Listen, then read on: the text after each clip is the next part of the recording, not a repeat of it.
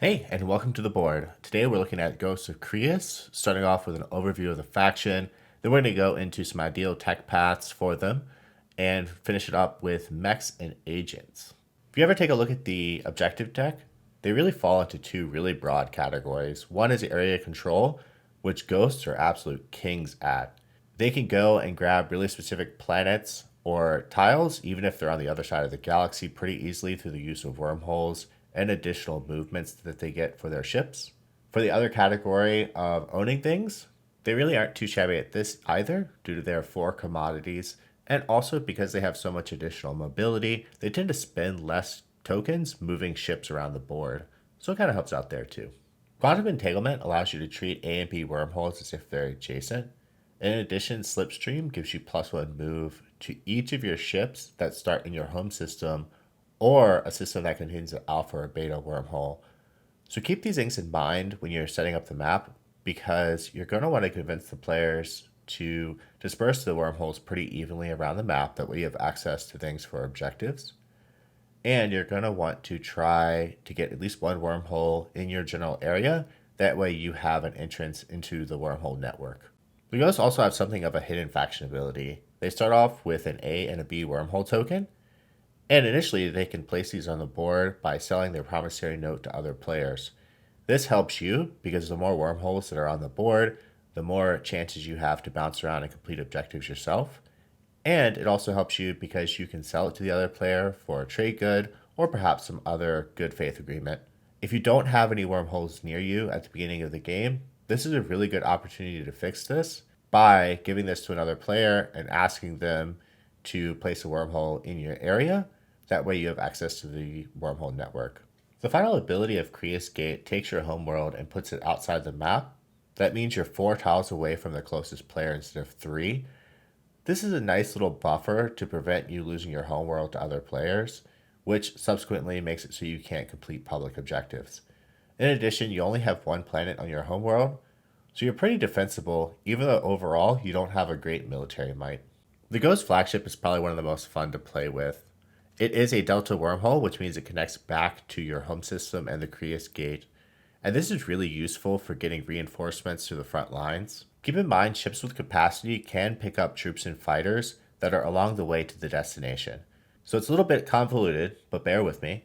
You can actually take something with capacity through the Delta wormhole of your flagship to your home system, pick up any troops or fighters that are there, go back through the Delta wormhole, and then move the ship to its final destination, all in one activation. I absolutely love this trick when I'm playing against Ghost. If you have Lightwave Deflector, you can move through the Ghost flagship directly to their home system, and it's horrible. Just keep it in mind that players can do that against you. PDS-2 allows you to fire PDSs into adjacent systems. That includes through wormholes, which synergizes really well with Ghost. You can shoot from your home system through the Delta wormhole wherever your flagship is going. You can also shoot through A and B wormholes into other A and B wormholes. And you can also control where new wormholes get created. So if you have a lot of PDSs on a 2 or 3 planet tile in the middle of your slice, you can put an A or B wormhole there to give them a huge range of fire. A lot of factions are kind of stuck grabbing whatever tiles are adjacent to their homeworld round 1, so they tend to put the best ones next to them. Between Gravity Drive and Slipstream, your carriers have a move of 3, however, so you can put any tiles a little bit farther away from you during map setup and be just fine. This is really useful if you want to have a more forward-centered space dock or some more advanced map setup strategies. Since you only start with one carrier, you really need to use the secondary of warfare in order to produce another carrier in your homeworld without actually putting a token there. This is going to allow you to take your first carrier and grab one tile of planets, and then with the second carrier you're going to produce, you can use the other 2 infantry in order to take another tile of planets. Also be aware that your starting units are weaker than other factions, and you only start with one technology, so you're kind of playing catch up in those 2 categories. When you combine this with Ghost's extreme mobility, they have a tendency to spread themselves too thin too quickly, so just be aware of this. An extreme example of what not to do is technically you can move one of your destroyers into another player's home system on round 1, But just because you can do something doesn't mean you should. You may even be able to prevent that opponent from being able to produce. But ultimately, that war that you're going to get into is going to cost you far more than what it's worth. So Ghost of Creuss is crazy flexible with their tech paths, and I'm going to do my best to convey that flexibility. But if I missed a tech path that you really love, leave a comment below and let me know what you think. And hopefully it'll help out others. For round one, we want to make sure we grab a technology that's going to be immediately helpful and at the same time open up future tech paths to us, which can help us fulfill future objectives. Because you have gravity drive, you fulfill the prerequisites immediately for sling relay, and if you grab this technology, you can use it to produce one ship, which would be a carrier, and then move the other two infantry you have to take a second tile. This makes you a lot less reliant on warfare secondary in order to produce more carriers on round one. And I would say that this is an absolute must if you can't get the secondary of warfare, because the holder of the warfare card is maybe stalling or no one picks it. This is also a really good card as the game goes on because you can create a dreadnought in your home system and immediately move it to the front lines without having that system locked down. The other thing you can do is stall with this card, which is always nice to be able to just use this as an action and see what the other players are doing before you pass for the round. If you're okay with using the secondary of warfare and you feel like that's a pretty safe bet, you can also look at Dark Energy Tap. You're going to be scurrying around the map a lot anyhow to complete objectives, so picking up a couple of Frontier tokens on the way can be a nice little bonus. Honestly, I hate taking anti-mass deflectors because it's such a boring technology, but it does sometimes allow you to complete really critical objectives much easier, like Intimidate Council or Make History. So while it may be a really boring pick, it may be the most victory point focus technology to grab, especially if you can see some asteroid fields in your area and you're pretty confident that you can get the secondary of warfare. I think in most cases, Sling Relay is going to be your best round one pick. So I'm going to put that at the top just to represent that as our first tech, and then we're going to go from there.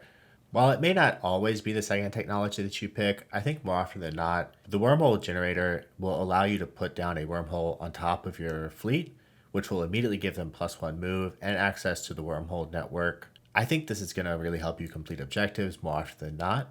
In addition, this provides you another stall so you can wait out other players, see what they're up to, and it breaks your reliance upon other players for your promissory note. In theory, you could rely on other players to just put down the wormhole tokens for you.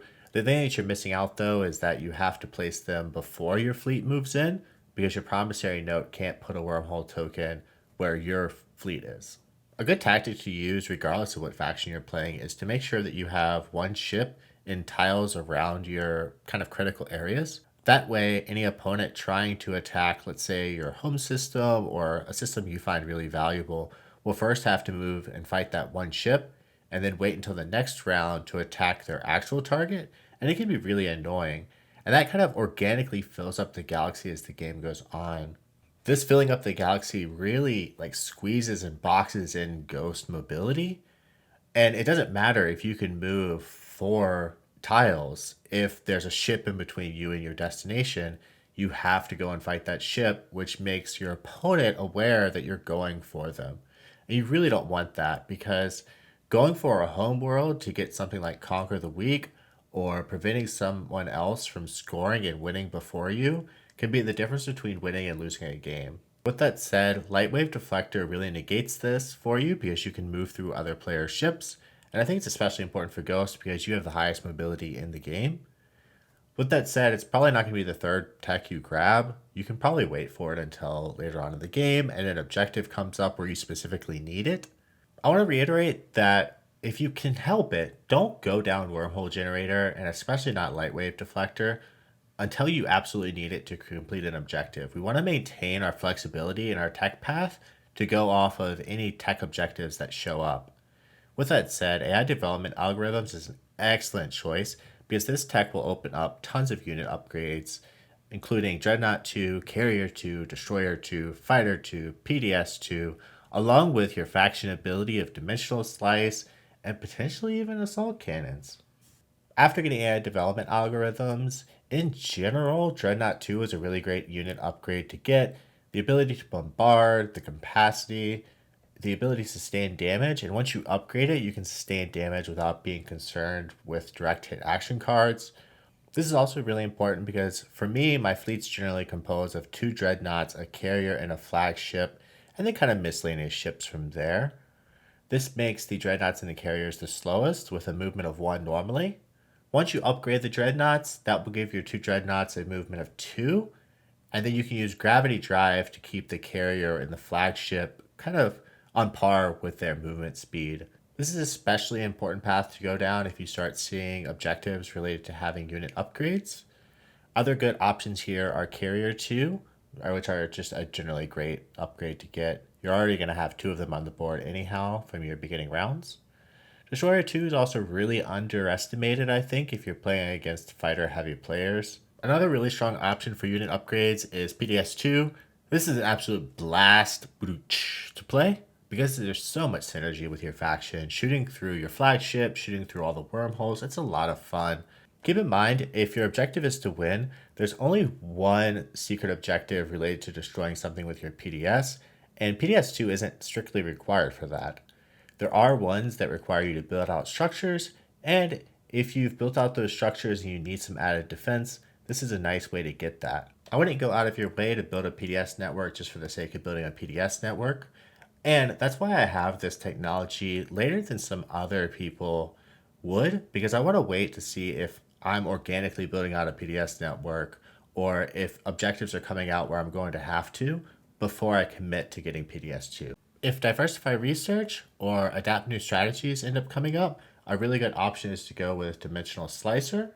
The strength in this ability is that you can choose where the damage goes. It's a little situational, some would argue, but with your flagship and all the wormholes you should be throwing out onto the board, in addition to the ones already there, you should get some use out of it.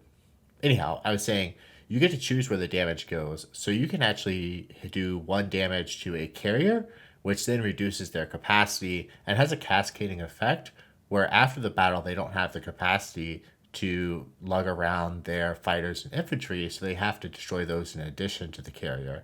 So it can be a really strong deterrent from attacking you. Also, direct hit was changed so that you can actually use Dimensional Slicer to do 1 damage to a War Sun and then follow it up with direct hit to destroy it. So I'm going to include assault cannons as the tiniest of cliff notes. I'm not even going to make it large on the screen here. If you had a red tech skip, you can get this, and it's a very good tech, don't get me wrong.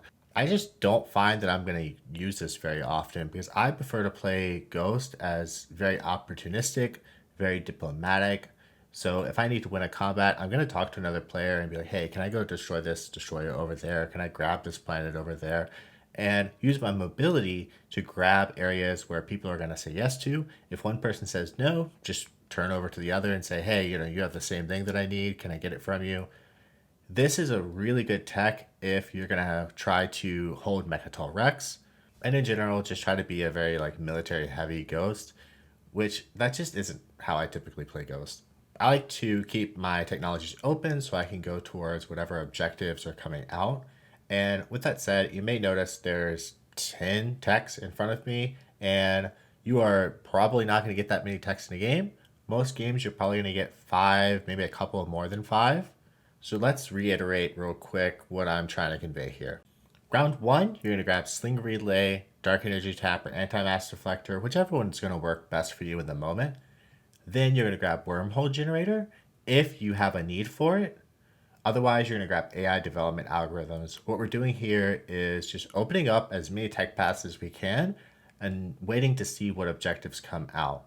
If you still don't have a technology-focused objective, Dreadnought 2 is an awesome goal here because you're probably looking at a lot of control-focused objectives, which means extra movement and the ability to get a little more firepower is going to be useful. In addition, Lightwave Deflector is going to be a good way to go here because that additional movement is going to come into handy for control objectives. This will also help a little bit with the other objectives that are probably on the board, which are resource focused, because the more movement you have, the less resources in command tokens you have to spend getting your units to where they need to be. All the other technologies we covered are really only going to be used if you have specific objectives that require them, or you're getting a couple extra techs, maybe you get a nice action card, which gives you a technology, and you just want to have a little fun. All right, time to look at the leaders and mech. I really like this agent because you can easily hustle this ability to other players. More than likely, there's going to be cases where a player is going to want to go from a B to an A or an A to a B wormhole in order to fulfill an objective. So you can sell this ability to them in order to pick up a couple extra trade goods, and that'll help you make up for your lack of starting units to get a little more military might, or more importantly, achieve objectives as the game goes on. While activating a Delta wormhole won't work for this, you can move from a Delta wormhole to the wormhole that you did activate. That's really nice to kind of reinforce your front area from the space dock that's in your home system. It's also really fantastic for Malice because that has a Gamma wormhole. It qualifies as a non-Delta wormhole. Whenever you are ready, you can activate that system, moving something from your home system into Malice, taking that planet. Just keep in mind that when you do, you're going to flip that over and it's now going to have an A and B wormhole, which means other players can come in and take it from you. The commander should be laughably easy to unlock. You're going to get one system with an A or B wormhole on it pretty much for free from Malice, also known as the Wormhole Nexus. And then between your promissory note, wormhole generator, and wormholes that already are going to exist on the board, you should easily be able to get 3 kind of without even trying. So while I don't think this is one of the best commander abilities out of all the factions, it is extremely nice because you're just naturally going to fulfill the prerequisites of this. Let's say you create 2 dreadnoughts and a carrier in your home system, and then you move those out through the Delta wormhole. You've already met the conditions, and you're going to get 3 fighters for free to go with those ships. So the Ghost hero has to be the wackiest out there. You get to swap 2 tiles, and that can create so many ridiculous scenarios.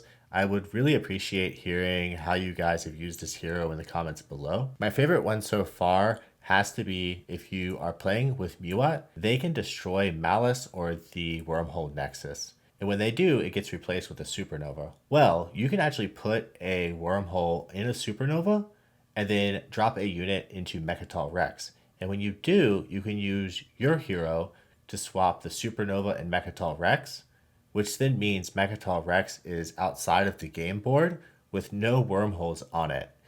So it basically becomes yours and no one else can do anything about it. Now that's really unlikely to occur in a game, so let's get a little more practical. You're probably going to use this to replace an empty or red border tile in your area with something more useful, ideally something that fulfills an objective you really need in order to win. You can grab Mechatol Rex with this. Be very careful though, because no one's going to like you if you do that. Another thing you can do with this is if you can manage to get a ship into another player's home system, you can swap this into a far less ideal location for them.